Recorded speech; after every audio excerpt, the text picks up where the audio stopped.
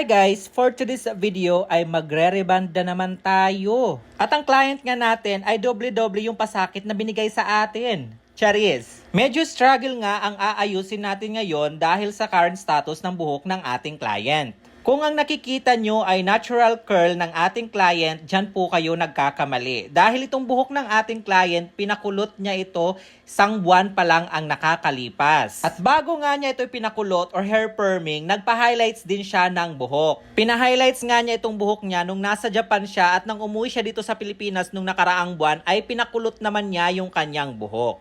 Talaga namang mapapaaray ka dito sa buhok na atin aayusin ngayon mga sis. At medyo nag-aalangan nga akong ayusin or i-reband ang buhok niya dahil bukod sa merong highlights, pinakulot pa ang kanyang buhok. Ginoo ko.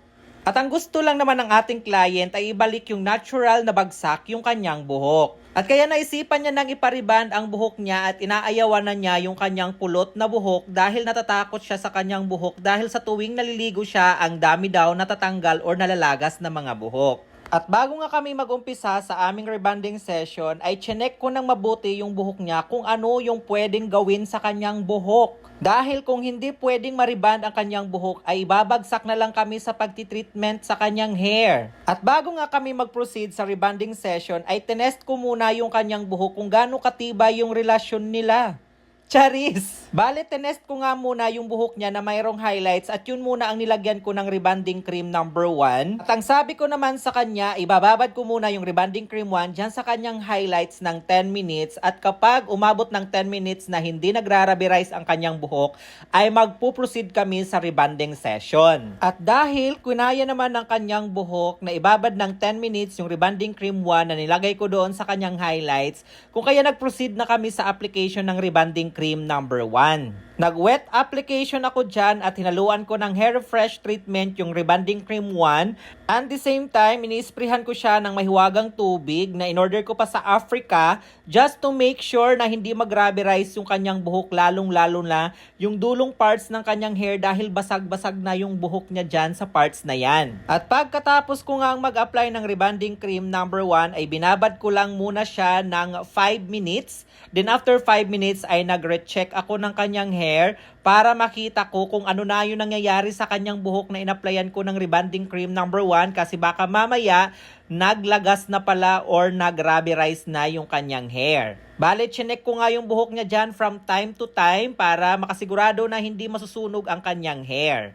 At nire-reapplyan ko na lang din yung mga parts na medyo wavy pa or hindi pa masyadong nag-develop. Bali, yung ginamit ko pala dito na brand na pang-reband is yung L'Oreal Extenso na sensitized variant. Hindi ko na lang po i-reveal yung price, baka marami na naman ang maloka. Charis. At pagkatapos ko nga dyan mag-reapply at mag-recheck ng kanyang buhok ay hindi ko na siya binabad. Bale, diniretso ko na siya sa pagpapabanlaw. At ito na nga ang kanyang buhok after namin siyang mabanlawan. Medyo gulo-gulo pa. Then yung next na ginawa namin ay pinatuyo syempre. At ito na yung kanyang buhok after namin siyang mapatuyo. Medyo naunat na siya at nawala na yung bakas ng pagkakakulot or yung buhok niyang naka-hair perming. Medyo okay na nga ito sa ating client dahil ayaw naman ng ating client na sobrang straight ang kanyang hair or parang dinilaan ng baka. Charis. Gusto lang talaga ng ating client na natural na bagsak ang kanyang buhok or yung parang hindi mukhang nireband. Kaya ang sabi ko sa kanya, just relax madam. Ako na po ang bahala sa inyong hair. So ang gagawin ko dyan ay hindi ko masyadong ifa-flatten yung buhok mo sa hair iron. So ito naman yung kanyang hair after namin siyang maplansya. Siyempre unat na unat yan dahil nga napadaanan ng plansya. Pero yung pagkakaplansya ko dyan, bali pahapyaw lang yung ginawa ko para hindi masyadong maluto yung kanyang buhok sa hair iron. And after nga namin dyan mag-hair iron ay pinahinga ko lang ng 5 minutes ang kanyang buhok. Then sinunod namin in-apply yung kanyang neutralizing cream. Then after that, binabad ko ng 10 minutes lang yung neutralizer sa kanyang hair. Then afterwards, pinabanlawan namin. Then next namin in-apply yung kanyang hair botox treatment. Bali, binabad nga lang din namin ng 30 minutes yung hair botox treatment sa kanya. Then pagkatapos niyan ay nag-proceed na kami sa pagpapatuyo ng kanyang hair. At dito nga mga sis, inuumpisahan na naming ipatuyuin ang kanyang buhok makalipas ang 30 minutes na nakababad yung kanyang hair botox treatment.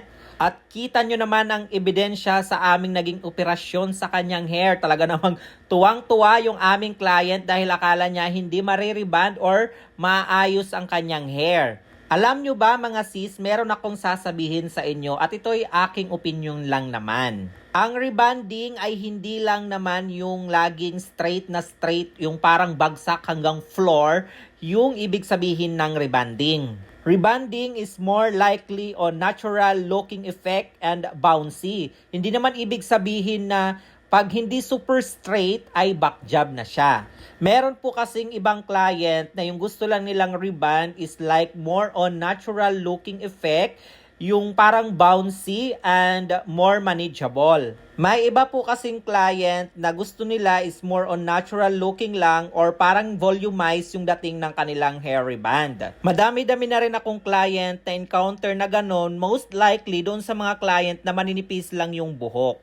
Kaya mas mabuti po talaga before tayo mag-proceed sa ating rebanding session ay makipag-communicate tayo sa ating client kung ano yung gusto nila sa kanilang buhok na effect ng kanilang hair reband. Mas mainam na makipag-communicate tayo sa ating mga client para mas maintindihan nila at magkaintindihan ang bawat panig. I-educate din natin yung ating mga client, lalong-lalo na kung ano yung mga hair services na ina-avail nila, and the same time yung aftercare ng kanilang mga hair.